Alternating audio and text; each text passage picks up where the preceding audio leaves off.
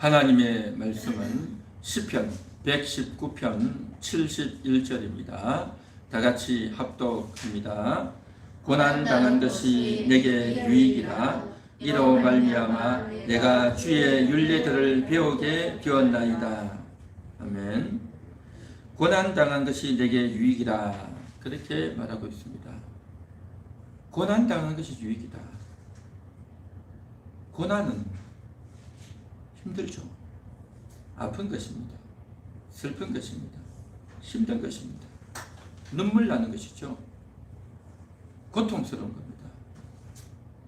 그런데 어떻게 이것이 유익이 된다 그렇게 말을 할까요? 성경 말씀은 우리의 이성과 우리 인식을 초월해서 하는 경우가 너무너무 많죠. 오늘 이 본문의 말씀도 마찬가지입니다. 고난당한 것이 유익이다. 우리 한번 같이 따라해 볼까요?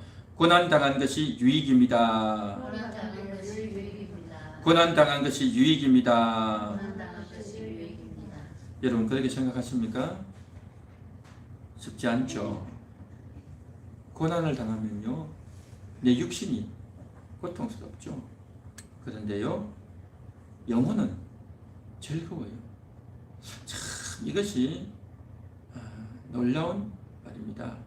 제가 처음 교회를 나갔을 때에 성경책 가지고 찬송가 가지고, 그때는요 성경 찬송 합본이 아니어 있었어요. 성경책 따로 찬송가 따로였어요. 그리고 찬송가도 세 가지가 있었어요. 세 가지 종류가 있어가지고 무슨 동일 찬송, 새 찬송, 뭐 하여튼 뭐 하나 더 있었는데 그 찬송가도 세 개가 더 있었어요. 그리고 그때 막 뭐가 나오냐면요, 복음 찬송이라는 게 나왔어요. 복음 성가지. 복음 성가. 찬송가 말고 따로 복음 성가라는 것이 있었는데, 거기에 보면, 그 복음 성가에 보면 옛날 그 찬양들이 실려 있었는데, 거기에 보면 그 찬양 중에 이런 것이 있어요. 육이 고하면 영이 낙하고, 영이 고하면 육이 낙하다. 그런 말이 있어요. 육이 고하다는 것은 내 육신이 고통스럽다는 거죠. 육신이 고통스러우면 영혼은 낙한다. 영혼은 즐겁다는 거죠. 그런데 영혼이 고하면, 내 영혼이 고통스럽고 힘들면 육신은 낙한다. 육신은 즐겁고 행복하다는 거죠. 그 찬양을 딱 가사를 보는데 처음에는 이게 무슨 말인가 했는데 조금 생각해 보니까 이해가 금방 됐어요. 어렵지 않았어요. 그러면서 그 단어 뜻이 어렵진 않은데 그 말이 너무너무 와닿았어요. 가슴 깊숙한 것이 와닿았어요. 육이 고통스러우면 영혼은 즐겁고, 영혼이 고통스러우면 이제 육신은 즐겁다. 참 그것이 잊혀지지 않는 가사 내용이었습니다. 자, 오늘 말씀도 그렇죠. 고난 당한 것이 유익이다 라고 하는 것. 고난 당한 것이 왜 유익일까요? 그 고난을 통해서 하나님 만날 수 있기 때문입니다. 몸이 아플 때 얼마나 힘듭니까? 저는요, 치아가 아프면 정말 힘들어요. 가끔씩 치아가 막 통증이 시작이 되어져요. 우리하게 아프단 말이죠. 그래서 그 치아가 이제 너무너무 아프다 보니까 통증이 와요. 그러면 이제 진통제를 먹기도 하는데, 어떤 때는요 진통제를 먹어도 듣지 않는 경우가 있어요.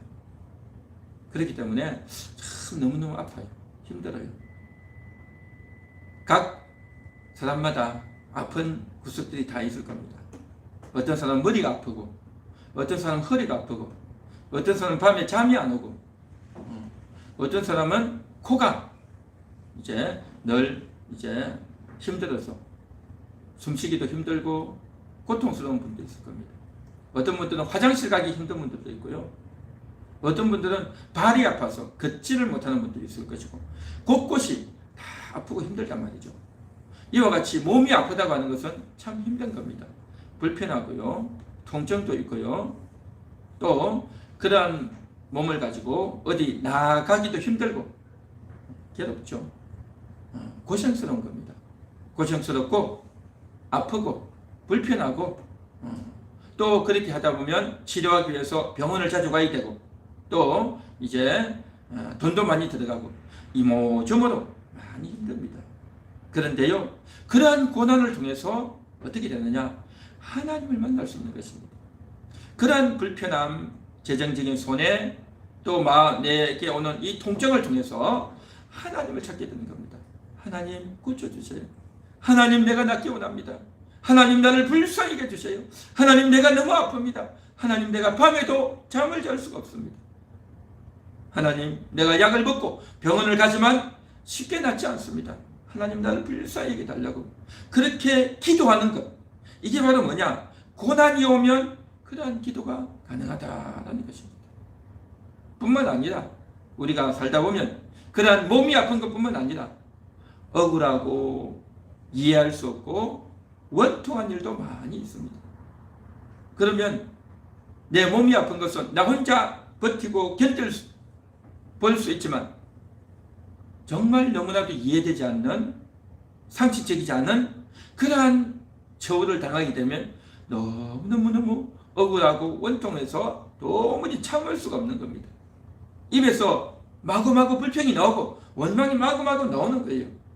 이게 뭡니까? 이 고난이다 말이죠. 고난. 이런 고난을 당하게 되면 어떻게 됩니까? 하나님을 만나게 됩니다. 하나님을 찾게 돼요. 고난이 없으면 하나님을 안 찾는데 고난이 오니까 하나님을 찾게 된단 말이죠. 그래서 고난은 위기다라는 겁니다. 여러분 요셉을 보십시오. 형들에게 팔려가지고 애굽의 종으로 팔려가지 않습니까? 이 얼마나 억울합니까? 형들이 나를 이럴 수 있냔 말이죠. 12형제 중에서 11번째 태어난 요셉. 그래서 그 요셉이 애굽으로 팔려갈 그때 당시 동생 베냐민은 아직 태어나지도 않았습니다. 그러니까 그때 당시 요셉은 막내였어요. 이 막내를 그냥 팔아버릴 겁니다. 이해할 수 없고 억울하고 고생스럽고 정말 너무너무 억울하고 원통했단 말이죠. 그렇게 끌려갔던 요셉이 그곳에서 하나님을 부르짖는 겁니다. 하나님 나를 도와달라고, 하나님 나를 불쌍히 여겨달라고. 그러면서 요셉이 하나님과 동행하는, 하나님을 의지하는, 하나님과 함께하고 하나님이 요셉과 함께 해주는 그런 귀한 믿음의 사람이 되었다는 겁니다. 요셉이 애굽에 가 있는데 아버지가 편지를 보내고 또 다른 어떤 사람이 와서 요셉에게 이렇게 해라 저렇게 해라 가르쳐주고 그렇게 한 사람 아무도 없었어요. 오직 요셉 혼자서 17살 나이에 그렇게 팔려가지고 고생을 하면서 정신을 차리면서 내가 정신을 차려야 되겠다. 내가 하나님께 기도해야 되겠다. 하나님께 어떻게 해야 되겠다. 라고 하는 그 마인드를 가지고 다 이겨내는 것 아니겠습니까? 이게 뭡니까? 그 고난이 있으니 그 고난 가운데서 버티려고 하나님을 찾고 하나님을 의탁했단 말이죠. 그래서 고난은 하나님을 만나는 기회이다라는 것입니다. 한번 따라해 볼까요? 고난은 하나님 만나는 기회입니다. 고난은 하나님 만나는 기회입니다. 고난이 오면 하나님께 기도하겠습니다. 고난이 오면 하나님께 기도하겠습니다. 할렐루야. 그렇게 하시기 바랍니다. 고난은 하나님 만나는 기회입니다. 뿐만 아니라 고난은요, 그 고난을 통해서 내 영혼이 깨어나는 겁니다. 고난을 통해서 영혼이 깨어나는 거예요. 우리 영혼은 인생 가운데서 영혼이 모든 것들을 다스리고 주도하고 싶어요. 그런데 육신이 자기 마음대로 한단 말이죠. 내 육신은 밤에 잠을 자다가 깨어나서 일어나면 일어났구나. 시간이 됐네. 일어나야겠다. 이거 좀 더 자면 안 될까? 라고 엎치락뒤치락 하다가 깨어나서 화장실에도 가고 세수도 하고 머리도 감고 옷도 입고 밥도 먹고 또 그렇게 해서 차를 타고 출근을 해서 회사를 가고 그러한 것들을 내 육신이 다 알아서 한단 말이죠. 내 육신이 그렇게 다 알아서 하는 가운데서 영혼이 할 틈이 없는 거예요. 영혼도 뭔가 하고 싶은 거예요. 영혼도 뭔가 움직이고 생각하고 말하고 행동하고 활동하고 싶은데 영혼은 가만히 있는 거예요. 육신이 알아서 다 해버린단 말이죠. 그런데 그렇게 살아가는 인생 가운데서 육신이 아프면, 육신이 고달프면, 육신이 힘들고 육신이 고통스러우면 이제 어떻게 할 수가 없단 말이죠. 그러면 이제 어떻게 되느냐? 영혼이 일어나는 겁니다. 육신이 막 게이지가 올라가 있다가 육신의 그 에너지와 게이지가 푹 내려가 버리는 겁니다. 육신의 기력이, 육신의 에너지가 쫙 내려간단 말이죠. 그러면 영혼이 쫙 올라오는 겁니다. 영혼이 올라오면서 하나님께 기도하고 하나님을 찾고 하나님 말씀을 생각하고 전에 들었던 은혜를 기억하면서 하나님 도와주세요. 하나님 내가 힘들어요. 하나님 나를 불쌍히 해주세요. 하고 기도하면서 영혼이 깨어나게 되는 줄 믿습니다. 할렐루야. 육신이 고통이 오면요 영혼이 깨어나게 된다는 겁니다. 영혼이 깨어난단 말이죠. 그래서 이제 그 영혼이 깨어나면서 하나님께 부르짖고 하나님께 기도하고 하나님께 내 소원을 마구마구 아뢰는 겁니다. 소리를 내어서 아뢰기도 하고 글을 쓰면서 아뢰기도 하고 이렇게 하나님께 아뢰는 그 일의 대표 선수 중에 한 명이 바로 다윗이죠. 다윗은 골리앗을 넘어뜨리고 이스라엘 나라의 그러한 유명한 인물이 되었어요. 어린 나이에. 그렇지만 사울 임금의 시기를 받아서 사울이 저를 죽이려고 다윗을 죽이려고 하는 바람에 도망을 갔지 않습니까? 도망을 가는 동안 얼마나 힘들었겠습니까?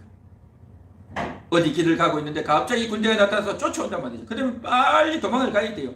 도망가다 보면 빨리 가다 보면 급하게 가다 보면 넘어지기도 하고 또 정말 흙탕물에 막 들어가기도 하고 또 숨어야 되니까 그 숨는 곳이요 그냥 숨는 게 아니에요. 숨으려다 보면 나무 가시도 있고요. 숨으려다 보면 크게 막 거미줄도 있고요. 숨으려다 보면 그 밑에 막 시궁창이 있고 막 냄새도 나고요.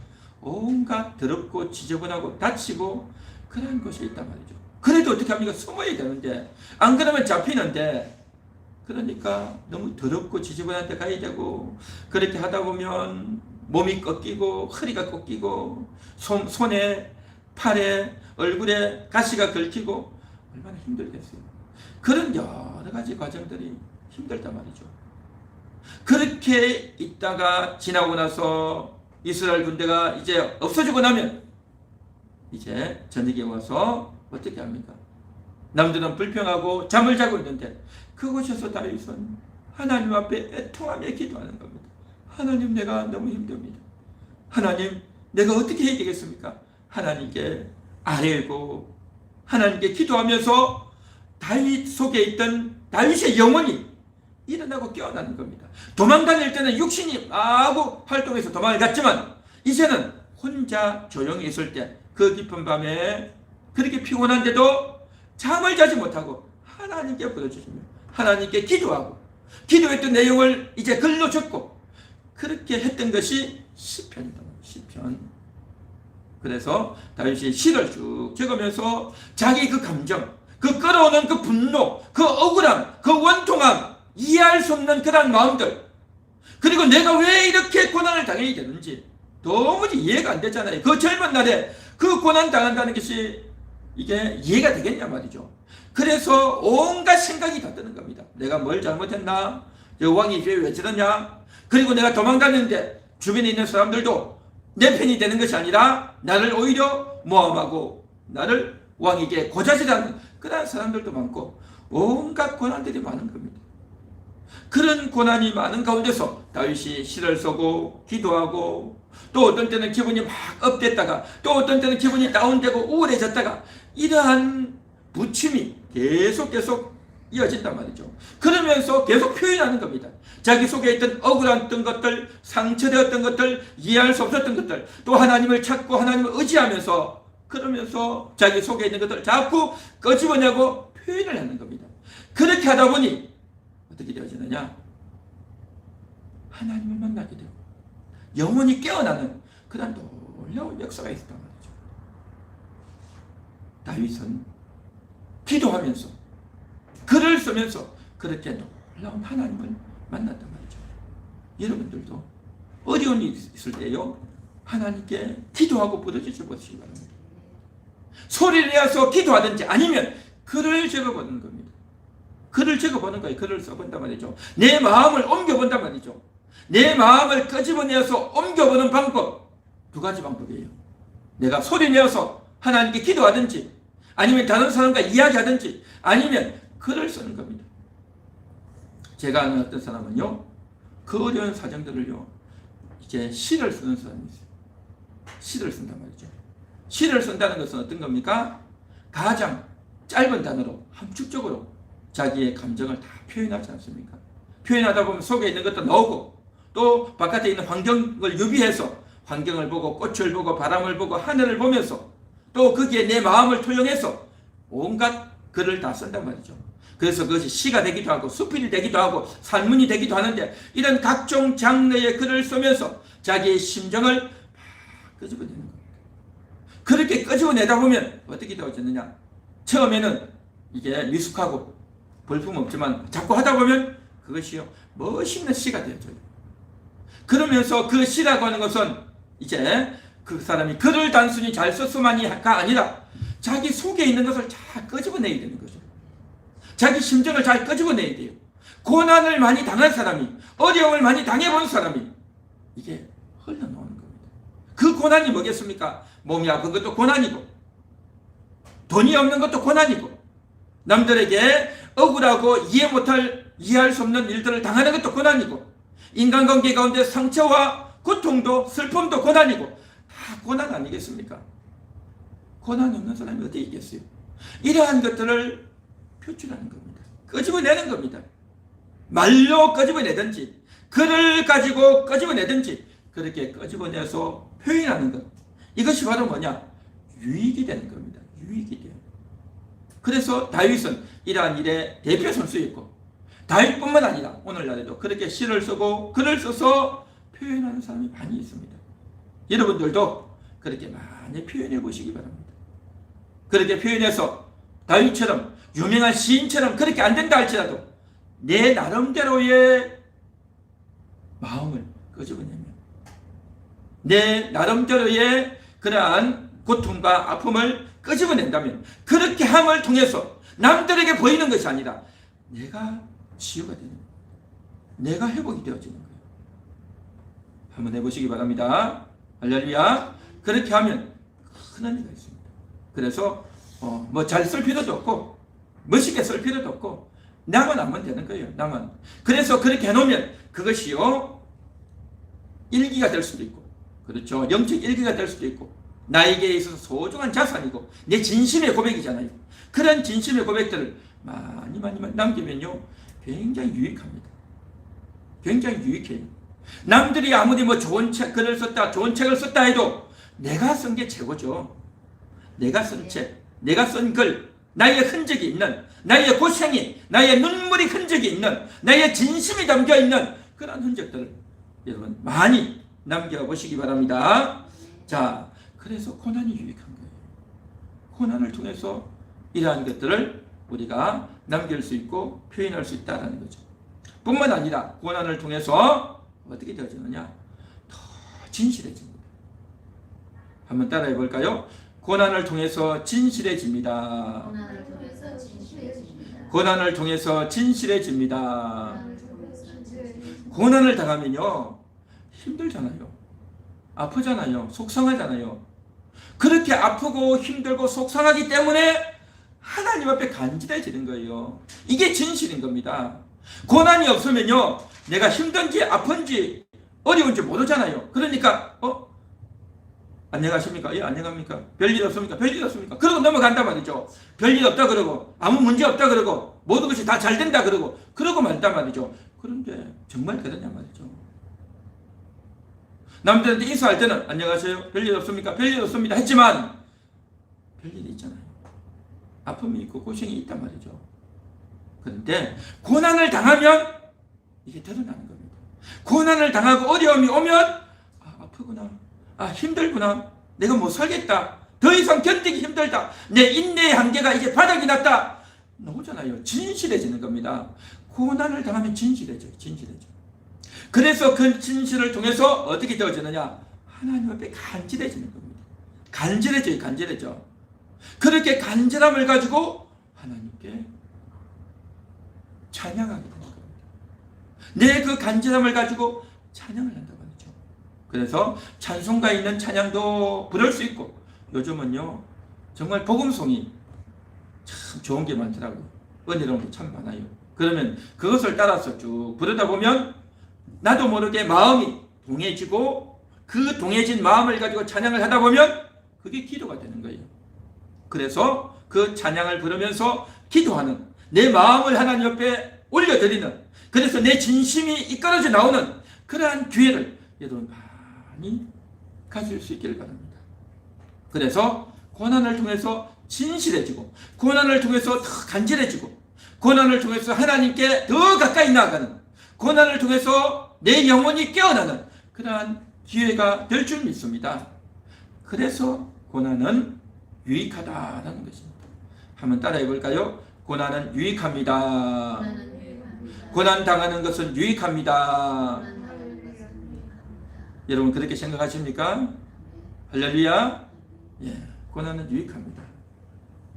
자, 그런데 만일에 고난이 없다면 어떻게 될까요? 고난이 없다면 우리 인생이 어떻게 되겠냐 말이죠. 사실 고난이 없는 사람이 어디 있겠어요? 다 고난이 있죠. 다 아픔이 있고 고통이 있고 말 못할 속사정들이 다 있죠. 그런데 고난이 없는 것 같이 그렇게 우리가 다 잊고 살고, 고난이 없는 듯이 그렇게 살잖아요. 그래서 고난이 있는데도 불구하고 고난을 잊어버리고, 고난을 당하고 있으면서도 불구하고 그 고난을 고난으로 여기지 않고 다 살아가죠.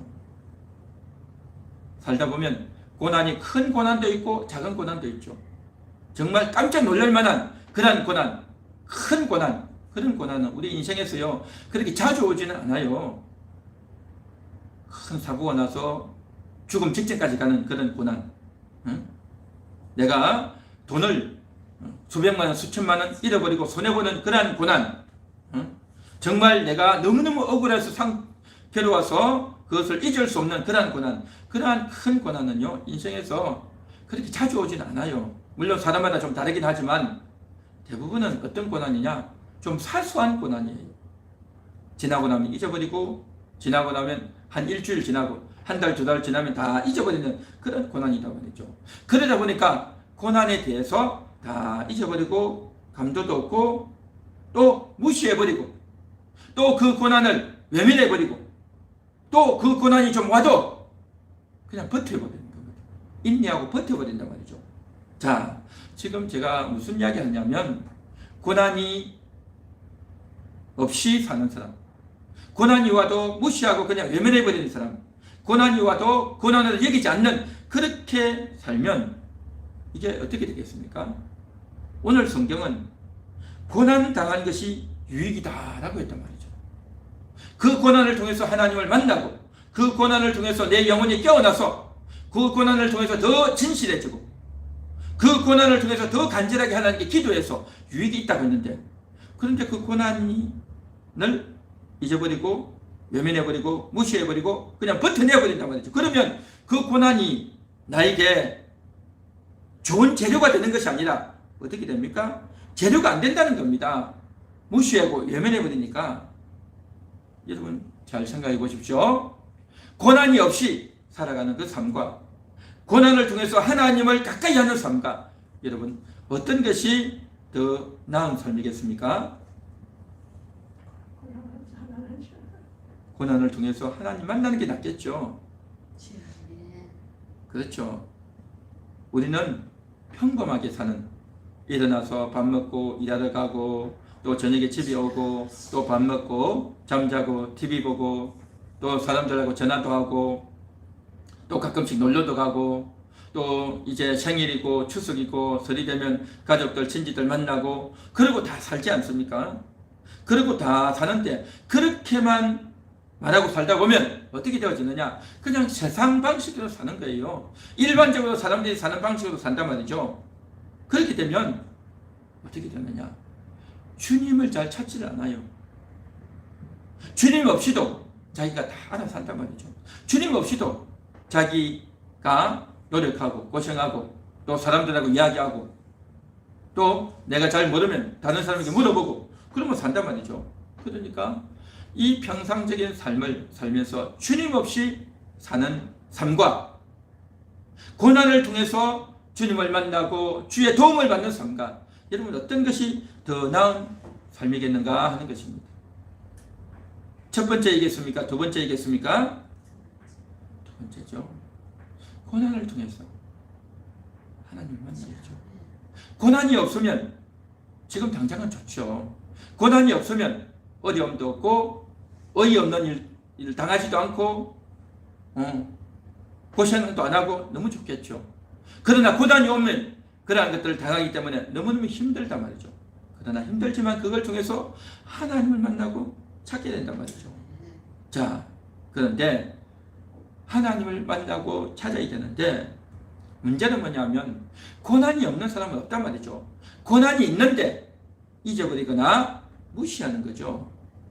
고난이 있는데도 불구하고 그것을 애써 무시하고 아무것도 아닌 것 같이 하고 그러면 굉장히 쿨한 사람처럼 보이고 굉장히 인내력이 대단한 사람 같이 보이지만요 실상은 아니잖아요. 실상은 다 고난이 있단 말이죠. 그냥 이렇게 교회 와서 앉아 있으면서 예배드리고 말씀 듣고 사람을 만나고 있을 때는 그냥 아무 일 없는 것인 양 그렇게 품위를 지키고 얼굴도 밝게 하고 그렇게 살지만 그러나 실제로 일을 하다 보면 나 혼자 있다 보면 얼마나 힘듭니까? 얼마나 속상합니까? 얼마나 어이없고 이해할 수 없고 앞날에 고민도 되고 어려운 일이 얼마나 많냐 말이죠. 자, 그렇게 살면 그 어려움을 내가 외면하고 아무 일 없는 것이냐 살게 되면 어떻게 되느냐?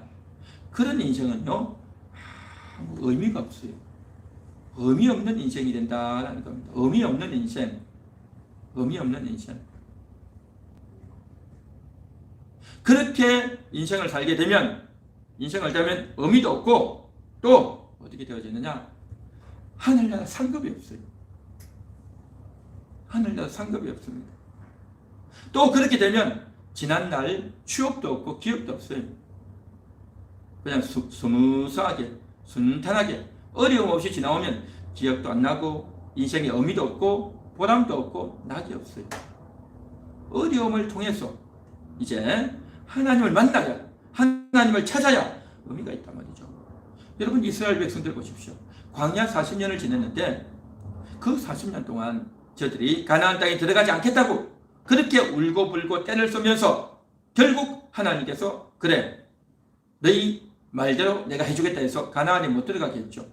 그래서 그들은요 출애굽에서 나왔던 이스라엘 백성들이 다 죽었어요. 20살 이상 된 사람들 다 죽었어요. 그의 자녀들만 빼고 40년 이제 다 죽었단 말이죠. 그러니까 그 광야에서 뺑뺑이를 돌다가 다 죽어간 겁니다. 의미 없는 인생이에요. 의미 없는 인생. 자 보십시오. 하늘에서 만나가 내리고 메추라기가 내리고 바람 속에서 물이 나오고 그 뜨거운 여름에 구름 기둥이 밤에는 불 기둥이 가고 하나님께서 주시는 기적의 음식을 먹고 기적의 옷과 신발을 신고 기적의 삶을 살았는데 얼마나 놀랍고 대단한 거냐 말이죠. 그런데 그러한 기적을 보고도 뭐 그냥 쿨하게 뭐 이거는 상식이다 아무렇지도 않다 맨날 먹는 거니까 맨날 마시는 거니까 라고 생각했단 말이죠. 그렇게 살다 보니까 그 광야에 사는 동안 왜 어려움이 없었겠어요? 왜 고통이 없고 왜 아픔이 없었겠어요? 그런데 그러한 것들을 통해서 하나님을 만나지 못하니 저들은 고생을 해도 그 고생이 의미 없는 고생이 되어버렸어요. 고생 안 당하는 사람 없습니다. 다 고생 당합니다. 다 환란이 있고 시련이 다 있어요. 그런데 그 환란과 시련을 그냥 쿨하게 넘겨버렸단 말이죠. 어렵지 않다. 나는 견딜 수 있다. 나는 버텨낼 거야. 하면서 어려움이 와도 환란이 오고 시련이 와도 하나님을 찾지도 않고 하나님을 구하지도 않고 그렇게 살았단 말이죠. 그렇게도 살아요. 그렇게 사는 사람이 얼마나 많습니까? 나는 내 방식대로 어려움을 다 이겨내는 거야. 다 견뎌내면 지금 어렵지만 나중에는 좋은 날이 올 거야. 그러면서 다 버텨내고 견뎌내고 산단 말이죠. 하나님 없이 그렇게 산단 말이죠. 그렇게 살면 광야의 이스라엘 백성들처럼 의미 없는 인생이 되는 겁니다. 하나님이 주시는 기적을 맛보고 기적의 음식을 먹었을지라도 저들의 영혼은 파리해 가는 겁니다. 영혼은 쇠약해져 가는 거예요. 영혼에 아무 유익이 없어졌단 말이죠.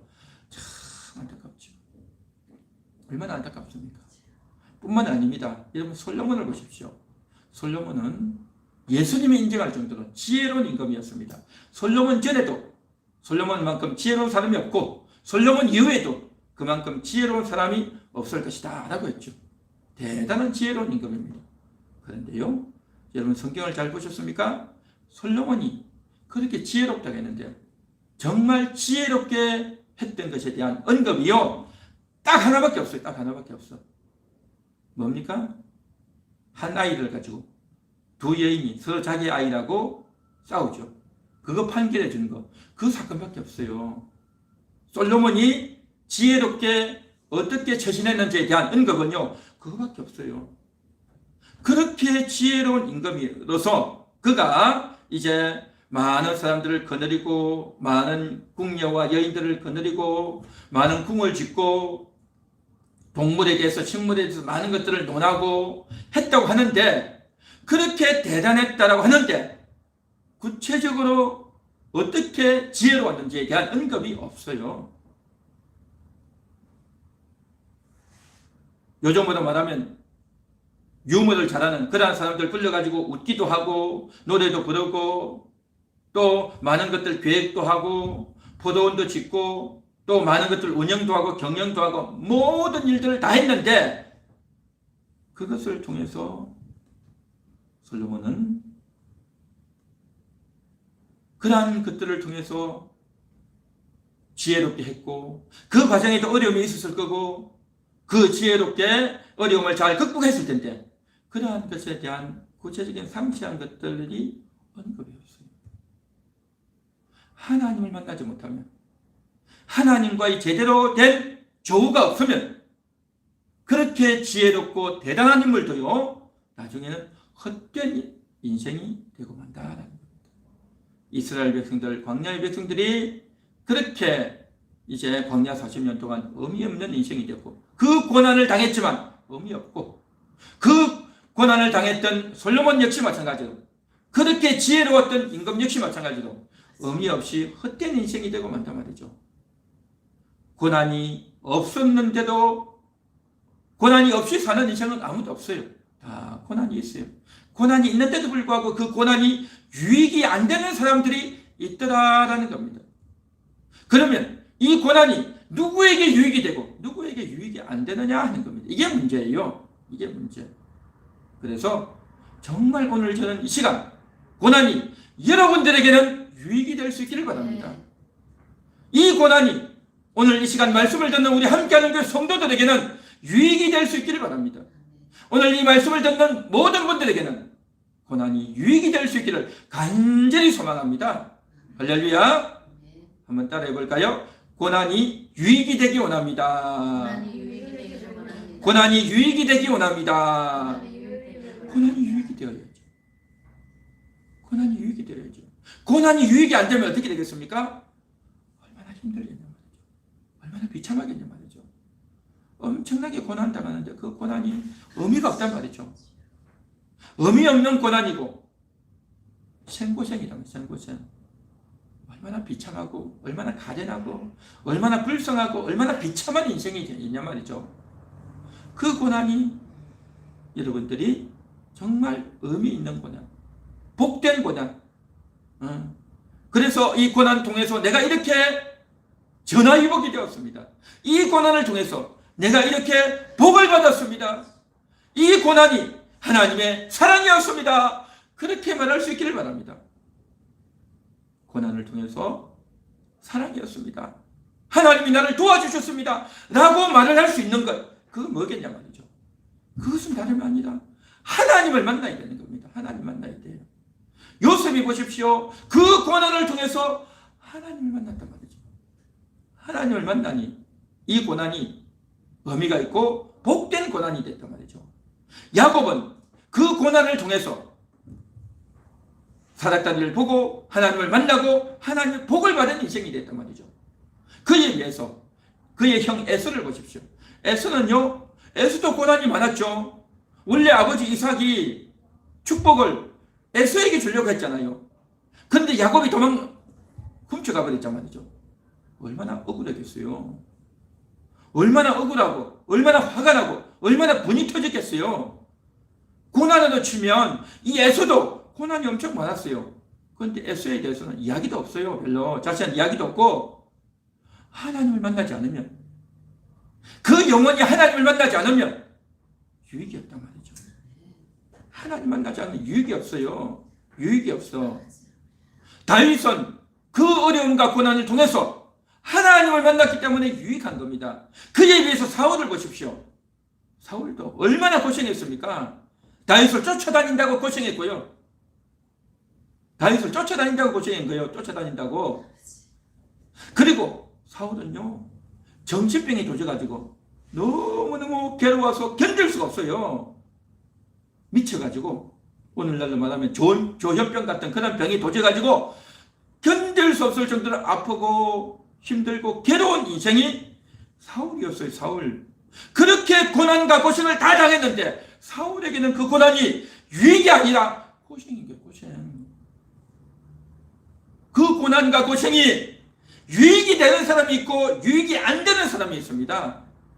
사랑하는 여러분, 여러분에게는 이 고난이 유익이 될 수 있기를 바랍니다. 고난이 유익이 되려면 어떻게 해야 되느냐? 하나님을 만나야 됩니다. 하나님과 연결되어져야 돼요. 하나님을 만나고 하나님 앞에 진실해져야 되고 하나님 앞에 간절해져야 되는 겁니다. 그래야 고난이 유익하다는 겁니다. 고난이 유익해야지. 고난이 유익하지 않으면 얼마나 가련합니까? 얼마나 비참하냐 말이죠. 그렇게 가련하게, 그렇게 비참하게, 그렇게 정말 불쌍하게 사는 그런 자들이 이 세상에 많이 있습니다. 많이 있습니다. 그 고난 당할 때 얼마나 아파요. 몸도 아프고 손해도 보고요, 억울하고요, 도무지 이해할 수 없는 일을 당하고요, 손가락질을 당하고요, 비난을 당하고요, 가슴이 찢어지듯이 아프고요, 얼마나 속상하고 눈물 나고 비참하고 고통스럽고 괴롭냐 말이죠. 고난이라고 하는 것은 말로 안 해서 그렇지요, 말로 하자면 너무너무 많은 겁니다. 말을 하자면 너무너무 많아. 고난이 있는데 그 고난이 너무너무 많고 힘들고 괴롭고 비참하다는 걸요, 이야기를 해야 돼요. 끄집어내야 되는 겁니다. 하나님께 기도해야 되는 겁니다. 하나님께 소리로, 말로 표현하든지, 내가 글을 적으면서 글로 표현하고 드러내든지 해야 되는 겁니다. 그렇게 해서 표현해야 어떻게 되어지느냐? 내가 힘들고 아프고 고난을 통해서 아픔과 괴로움을 느껴야 하나님을 찾게 돼 있어요. 그래야 하나님을 찾는 거예요. 그런데 내가 아픔과 고통을 가지고 있다가 그만 싹 잊어버리는 거예요. 아픔과 통증도 계속되면 사람이 인내의 한계가 있기 때문에 더 이상 하지 못하도록 이게 거쳐져요. 그 거쳐지는 것을 그냥 내버려 두면 안 돼요. 그걸 끄집어내야 됩니다. 그걸 가지고 하나님께 나아가야 된단 말이죠. 내 아픔과 고통을 가지고 나아가야 되는 겁니다. 그래서 오늘도 이 말씀을 듣는 순간에 여러분들이 여러분의 아픔을 가지고 하나님께 나아가야 되는 겁니다. 할렐루야. 그리고 또한 그 아픔과 고통을 가지고 어떻게 해야 되느냐? 찬송을 부르셔야 돼요. 가장 좋은 방법이 찬송 부르는 겁니다. 그래서 은혜로운 찬송, 찬송가 있는 찬송이나 아니면 복음송이나 여러분 다 찾아보십시오. 찾으면요 정말 은혜로운 찬송이 많아요. 그러면 그 중에 은혜로운 찬송을 불러서 그것을 한 번만 듣고 마는 것이 아니라 두 번 듣고 세 번 듣고 네 번 듣고 계속 들어보십시오. 저는요 이렇게 SNS를 하면서 단톡을 하면서 좋은 글들이 많이 올라와요. 그 좋은 글들이 많이 올라오면 내가요 그걸 적어요. 내가 타이프를 적는단 말이죠. 왜 그렇습니까? 그렇게 적는 동안 이게 은혜가 나에게 오는 거예요. 적는 동안 은혜가 오고 또 적다 보면 오타도 나고 하기 때문에 또다시 치고 또 내가 마음에 새기고 또 이걸 가지고 또 다른 사람에게도 또 전해주고 그러면서 마음에 담아두려고 나에게 어떤 그 은혜를 그 감동을 그 간절함을 그 진실함을 그 가사가 얼마나 은혜롭고 얼마나 감사합니까? 그런 마음을 조금이라도 더 느껴보기 위해서 그렇게 애를 쓴단 말이죠. 그래서 그 찬양을 다시 듣고 또 적어보고 그러면서 내 마음을 자꾸 이렇게 표현한단 말이죠. 그렇게 해야 내 진심이 나오고 그렇게 해야 기도가 나오고 그렇게 해야 하나님을 찾게 되고 하나님을 만나게 된단 말이죠. 할렐루야. 여러분들도 그렇게 해보시기 바랍니다. 할렐루야. 네, 그렇습니다. 그래서 그 은혜를 잘 간직할 수 있는 것. 그 은혜가 여러분들이 만났던 그 고난이 유익이 되기 위해서는 하나님을 만나야 된다. 하나님 앞에 진실해져야 된다. 그렇게 하나님 앞에 진실해져야 고난이 유익하고 복된 고난. 그래서 의미 있는 고난. 그래서 이것을 계기로 해서 내가 더욱더 전환되어지고 성숙하는 그러한 기회가 될 줄로 믿습니다. 할렐루야. 오늘 이 시간 같이 기도하겠습니다. 오늘 말씀을 생각하면서 하나님, 나의 고난이 있습니다. 나의 안타까움이 있습니다. 나의 눈물 나는 게 있습니다. 남들에게 말할 수 없는 그런 속상한 일도 있습니다. 하나님 나를 불쌍히 해주세요. 내가 너무너무 아프고 괴롭습니다. 몸이 아파서 고난이 아니라 마음이 아파서 고난입니다. 마음이 억울하고 마음이 괴롭고 마음이 슬프고 마음이 낙심되고 마음이 무너질 것 같습니다. 하나님 나를 불쌍히 달라고 오늘 이 시간 같이 말씀을 생각하면서 통성으로 기도하도록 하겠습니다. 하나님 감사합니다. 하나님 감사합니다.